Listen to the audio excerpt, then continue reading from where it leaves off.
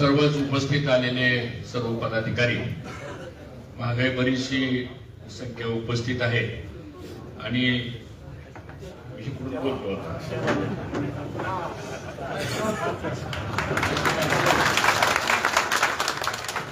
आता 1% म्हणल्यावर सगळीकडे बघावं लागतं.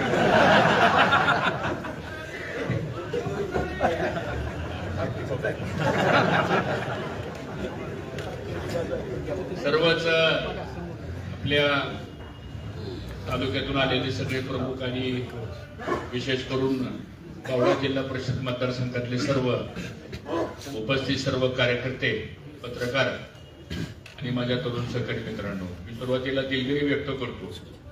कारण म्हणजे मंडप पुढे टाकायला पाहिजे होता.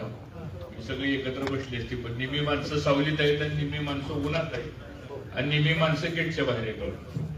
ठीक आहे, गैरसोय झाली, दिलगिरी व्यक्त करतो. पण आपण सर्वजण फक्त कालच निरोप दिला आणि फक्त निरोपावर एवढ्या मोठ्या संख्येने आपण आला, याबद्दल खरंच आपल्या सर्वांचं मी मनापासून आभार मानतो. आपल्या सर्वांना मनापासून मी काय फार मोठं लांबलचक भाषण करणार नाही, कारण आता इथला सगळा माहोल बघितल्यानंतर भाषण करण्याचा माहोल आहे असं मला वाटतं. आपल्याला लगेच लोकांची काय त्याच्या मनात आहे ते लगेच कळतं आपल्याला. आणि मला असं वाटतं की तिकीट हे कायमच आपला वादाचा मुद्दा राहिलेला आहे. म्हणजे माझ्या बाबतीत तर सांगतो, कुठलीही निवडणूक आली की चर्चा आपली ही तिकिटाची चर्चा असते. आता एवढी सगळी जनता आहे म्हणल्यानंतर कुठलाही पक्ष असू द्या, पक्ष हा जनतेवर चालतो, पक्ष हा जनतेच्या पाठबळावर चालतो. आणि म्हणून जनता ही लोकशाहीमध्ये सगळ्यात महत्वाची आहे.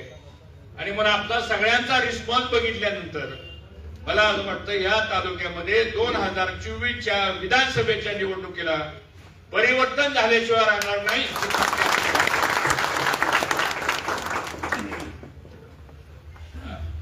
महाराष्ट्रात काय परिस्थिती मला माहित नाही. मला वाटतं काय लोकांनी माझा बोल व्हिडिओचा इंटरव्ह्यू सुद्धा बघितला बघितला काय? त्याच्यानंतर मुंबई तकचा पण एक इंटरव्ह्यू बघितला असता. आणि आता रोजच इंटरव्ह्यू चालू आहेत, पण मी द्यायचं थांबतोय.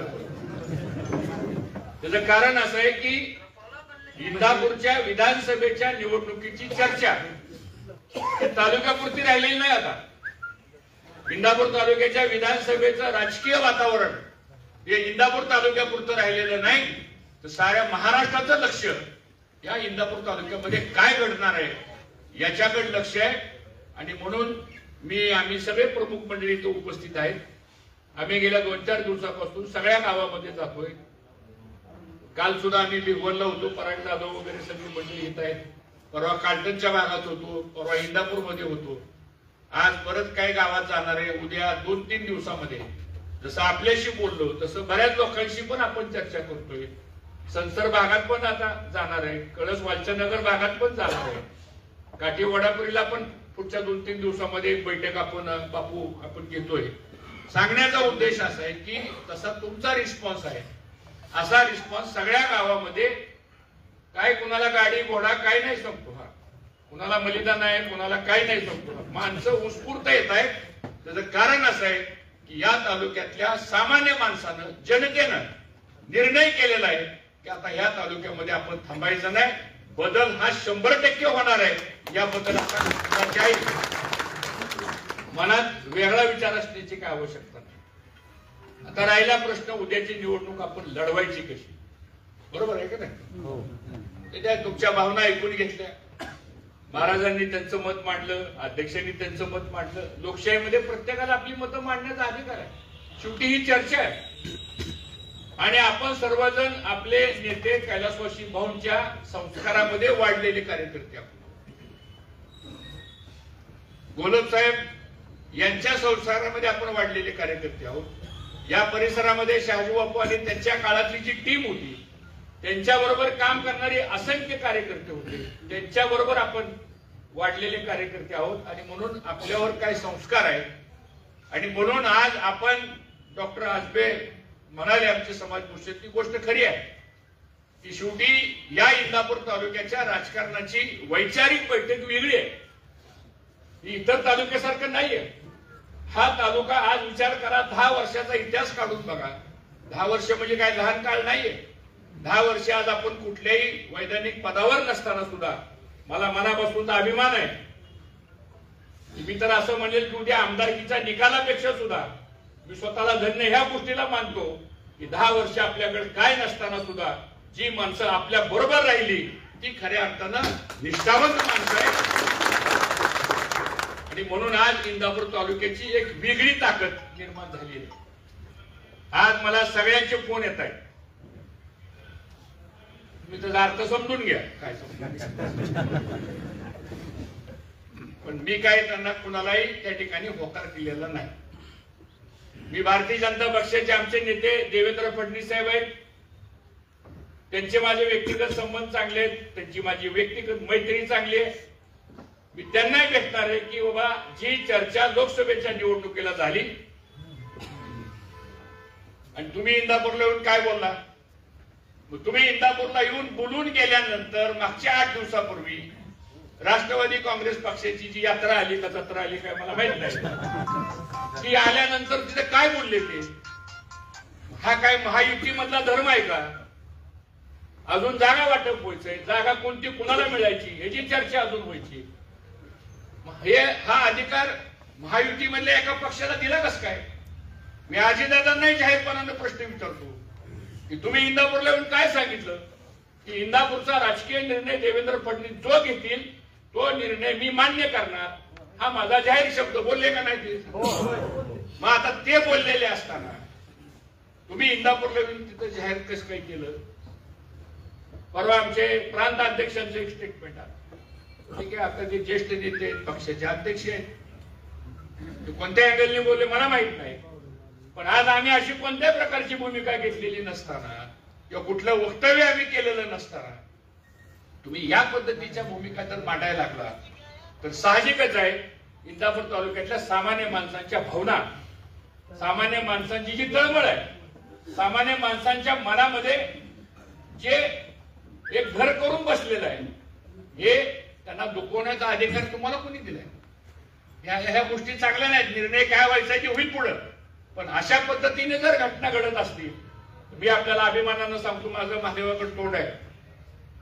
हर्षवर्धन पाटील आयुष्यामध्ये सगळ्या गोष्टी सहन करेल पण अपमान सहन करणार नाही. स्वाभिमानानं आपल्याला जायचंय का नाही हा खरा सवाल आपल्याला ह्या माध्यमातून घ्यायचा. म्हणून तुम्ही ठरवा काय करायचे. आता ठीक आहे, काय लोकांची तुम्ही इकडून उभा राहा, काय लोकांचं म्हणणं अपक्ष उभा राहा, ठीक आहे, ह्या सगळ्यांच्या भावना आहेत. त्या सगळ्या भावना 1-2-4 दिवसामध्ये आपण ऐकून घेऊ करणार, हा माझा जाहीर शब्द बोलले का नाही ते. मग आता ते बोललेले असताना तुम्ही इंदापूरला येऊन तिथं जाहीर कसं काय केलं. परवा आमचे प्रांत अध्यक्षांचं एक स्टेटमेंट आहे, ठीक आहे, आता ते ज्येष्ठ नेते पक्षाचे अध्यक्ष आहेत, ते कोणत्या अँगलने बोलले मला माहित नाही, पण आज आम्ही अशी कोणत्या प्रकारची भूमिका घेतलेली नसताना किंवा कुठलं वक्तव्य आम्ही केलेलं नसताना तुम्ही या पद्धतीच्या भूमिका जर मांडायला लागला तर साहजिकच आहे इंदापूर तालुक्यातल्या सामान्य माणसांच्या भावना, सामान्य माणसांची जी तळमळ आहे, सामान्य माणसांच्या मनामध्ये जे एक घर करून बसलेलं आहे हे त्यांना दुखवण्याचा अधिकार तुम्हाला कोणी दिलाय. ह्या गोष्टी चांगल्या नाहीत. निर्णय काय व्हायचा की होईल पुढे, पण अशा पद्धतीने जर घटना घडत असतील मी आपल्याला अभिमानानं सांगतो, माझं महादेवाकडे तोंड आहे. हर्षवर्धन पाटील आयुष्यामध्ये सगळ्या गोष्टी सहन करेल पण अपमान सहन करणार नाही. स्वाभिमानानं आपल्याला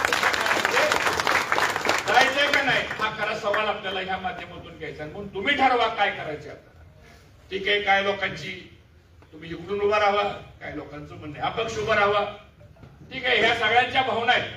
त्या सगळ्या भावना 1-2-4 दिवसामध्ये आपण ऐकून घेऊ. जिथं जिथं ह्या भावना पोचवायच्या तिथं त्या भावना ऑलरेडी पोचलेल्या आहेत. काय तालुक्यात चाललंय रोज हे जर रिपोर्टिंग चाललेलं आहे त्यामध्ये काही वेगळं आपण सांगण्याची गरज आहे असं मला वाटत नाही.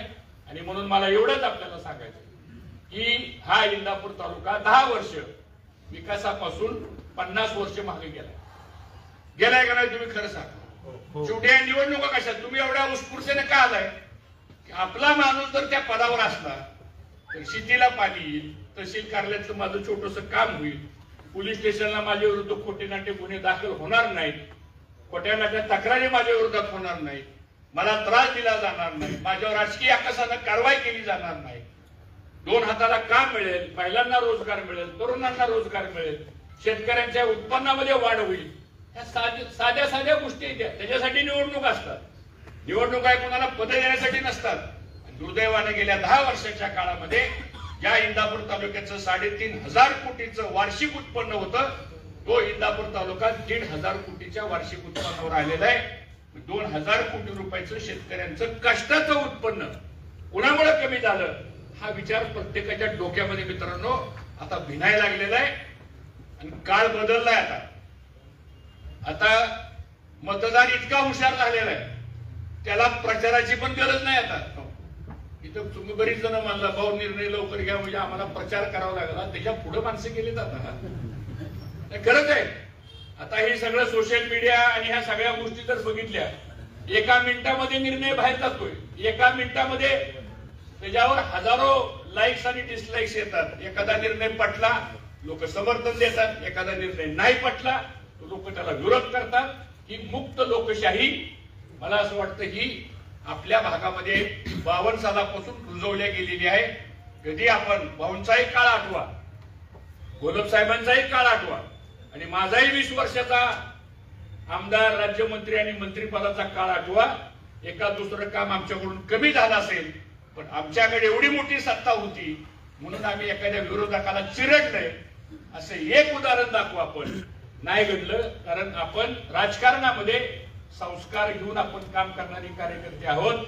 आणि म्हणून मला सर्वांना आपल्याला एकच सांगायचे, आता तुमच्या सगळ्या भावना माझ्या लक्षात आलेल्या आहेत. आम्ही रोज फिरतोय, लोकांच्या मनात काय आहे ते आमच्या कानावर आलेले आहे. लोक येऊन भेटून सांगतात, काय SMS पाठवतात, काय फोन करतात, काय लोक इतरांमार्फत सांगण्याचा प्रयत्न करतात. पण या सगळ्याचा सारासार विचार हा आम्ही 16 प्रमुख लोक जे आहेत ते पण एकत्र बसू आपण. अजून इतर लोकांशी आपल्याला अजून चर्चा करायची, कारण इथं 1000-2000 माणसं आली म्हणजे हा सगळा इंदापूर तालुका नाहीये. असा बऱ्याच भागामध्ये आपल्याला सगळ्यांशी विचार विनिमय आपल्याला करावा लागेल. आणि तो विचार विनिमय या 2-4 दिवसामध्ये ही सगळी प्रक्रिया आपण पूर्ण करू. ती प्रक्रिया पूर्ण केल्यानंतर मग तालुक्याच्या बाहेर काय करायचंय आपल्याला तो दुसरा विषय सुरू होणार आहे पुढं.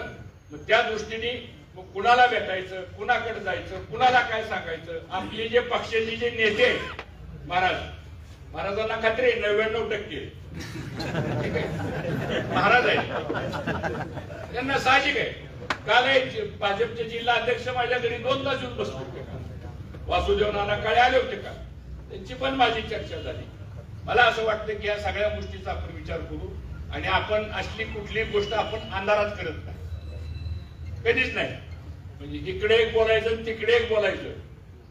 म्हणजे मी आज जर इथं मध्ये उभा राहिला असलो तर मी डावा उजवा करणारा माणूस नाही, हे आपल्यालाही माहितीच. त्याचं कारण असं आहे, शेवटी एखादी लबाडी एखाद्या निवडणुकीला खपून जाते, सगळ्या निवडणुकीला नाही खपून जात. आणि शेवटी आज या तालुक्याचं नेतृत्व आपण करत असताना काही नैतिक जबाबदाऱ्या पण आपल्यावर आहेत ना.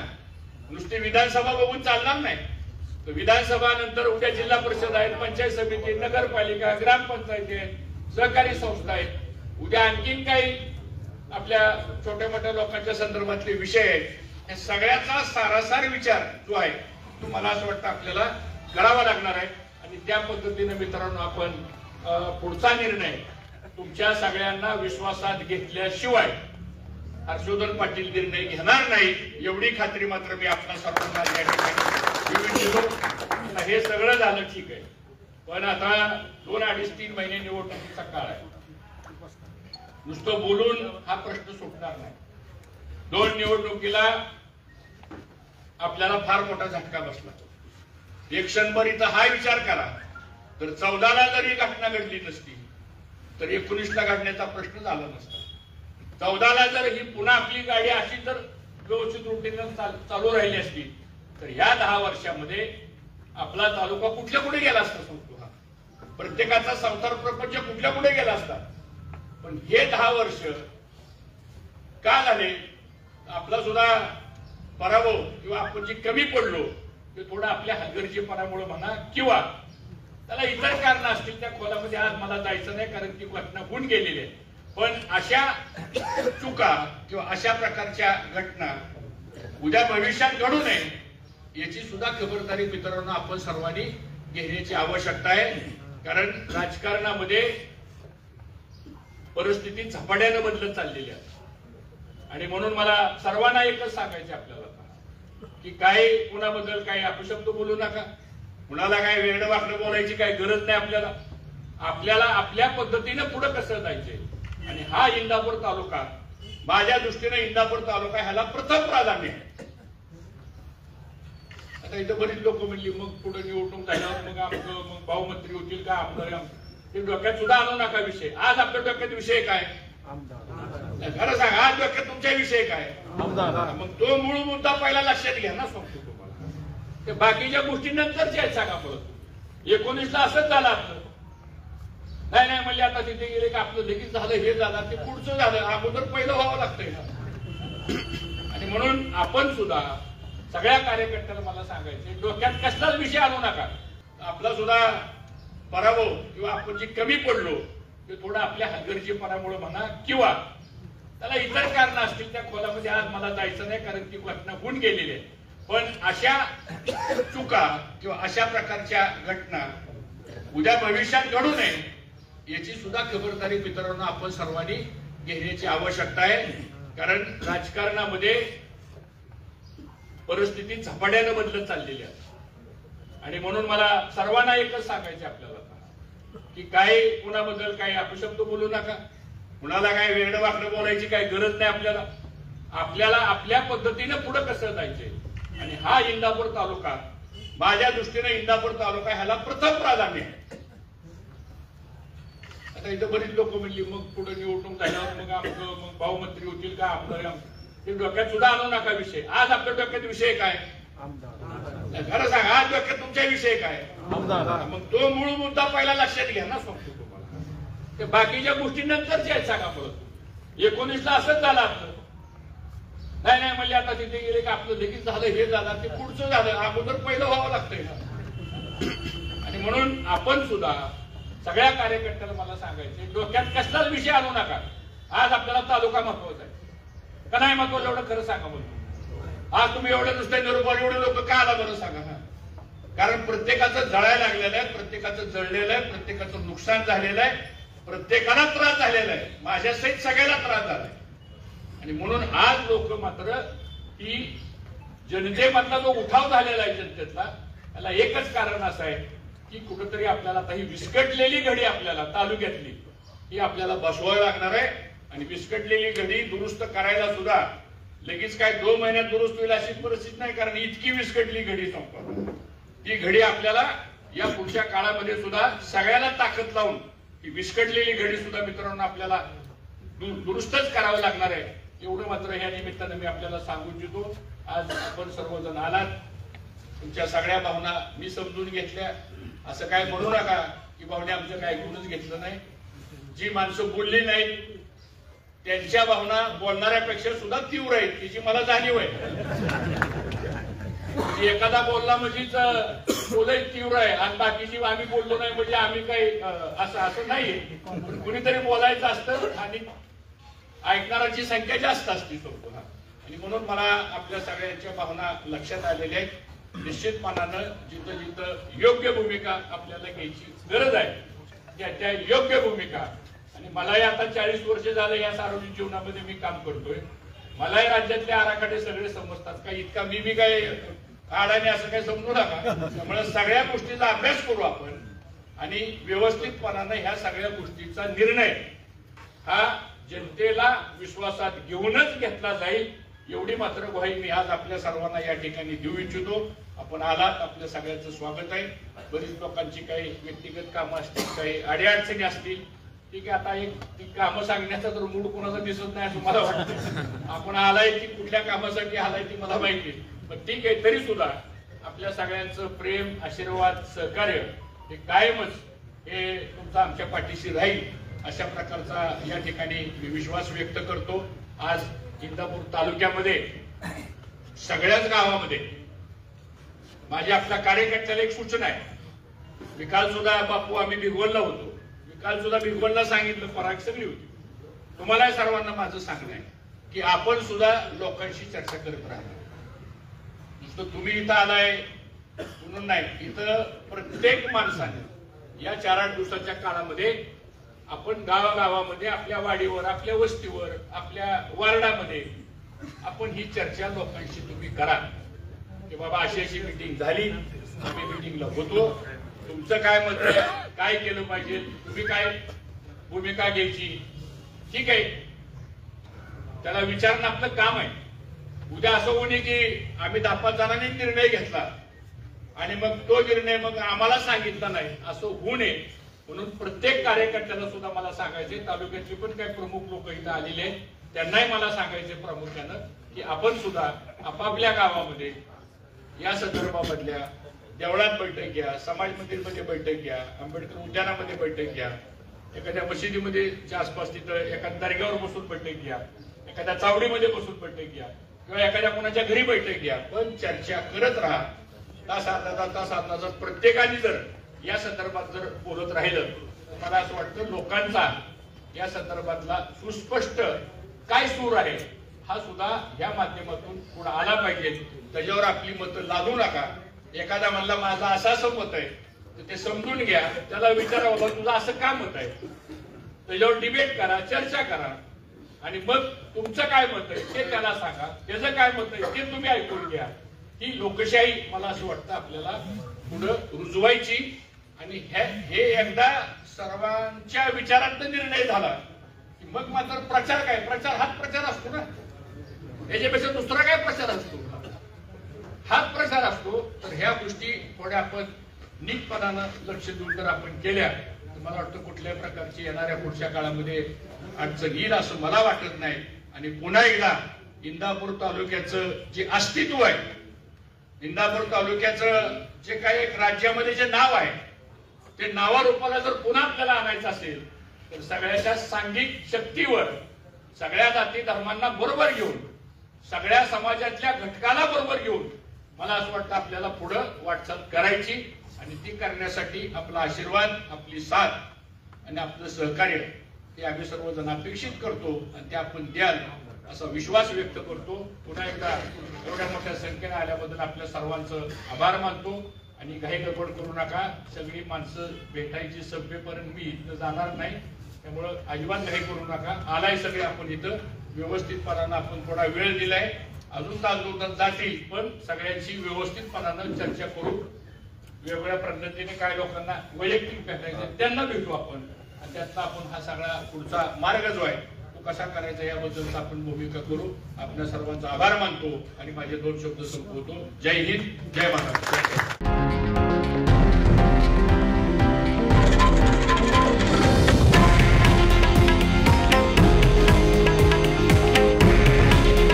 हे आहे देशातील नंबर 1 न्यूज नेटवर्क आणि आपण पाहत आहात TV9 मराठी. काळजी तुमची, हित महाराष्ट्राचं.